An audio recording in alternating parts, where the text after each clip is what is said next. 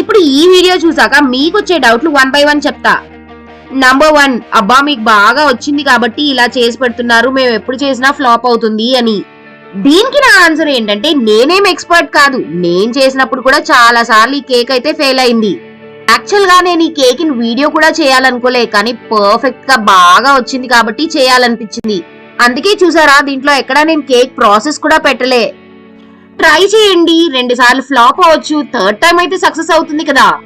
And ఈ cake లో అయితే నేను స్లైస్డ్ బాదం కూడా వేసా. నేను ఆల్రెడీ చెప్పా కదా, నేనైతే ఈ కేక్ ని వీడియో చేద్దాం అనుకోలేదు, సో నేను ప్రాసెస్ అయితే షూట్ చేయలేదు అని. అవుడే సోషల్ మీడియా ఉండగా ఈ రెసిపీ రాదు అనుకోవడానికైతే లేదు. అనే కాదు, ఆ రెసిపీలో ప్రాబ్లమ్స్ ని సాల్వ్ చేస్తూ కూడా వచ్చే వీడియోస్ చాలా ఉన్నాయి.